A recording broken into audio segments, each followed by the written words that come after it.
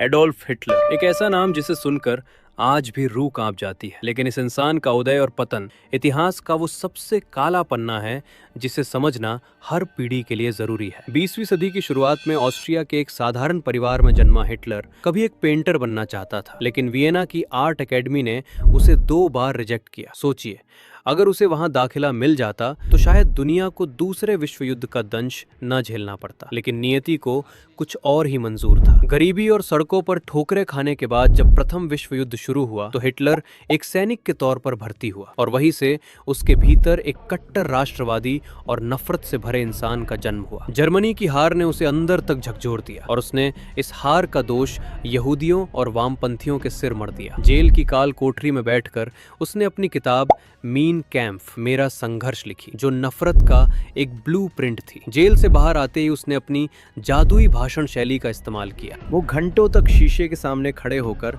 हाव भाव की प्रैक्टिस करता था ताकि वो भीड़ को सम्मोहित कर सके। 1930 के दशक की आर्थिक मंदी ने जर्मनी के लोगों को बेरोजगार और लाचार बना दिया था और उसी लाचारी का फायदा उठाकर हिटलर ने उन्हें एक सुनहरे भविष्य और शुद्ध आर्य रक्त का सपना दिखाया। 1933 में सत्ता हथियाने के बाद उसने लोकतंत्र को जड़ से उखाड़ फेंका और खुद को फ्यूहरर यानी सर्वोच्च नेता घोषित कर दिया। उसके प्रोपेगेंडा मंत्री जोसेफ गोयबल्स ने झूठ को इतनी बार बोला कि वो सच लगने लगा। फिर शुरू हुआ दुनिया का सबसे विभत्स कत्लेआम, जिसे हम हॉलोकॉस्ट कहते हैं। हिटलर की एसएस सेना ने मासूम बच्चों, महिलाओं और बुजुर्गों को ट्रेनों में भरकर कंसंट्रेशन कैंपों में भेजा, जहां उन्हें जहरीली गैस के चैम्बरों में डालकर मार दिया जाता था। 60 लाख यहूदियों का कत्ल सिर्फ इसलिए किया गया क्योंकि हिटलर उन्हें अपनी श्रेष्ठ नस्ल के लिए खतरा मानता था। उसकी विस्तारवादी सोच ने 1939 में पोलैंड पर हमला किया और द्वितीय विश्व युद्ध की शुरुआत हुई, जिसने पूरी दुनिया को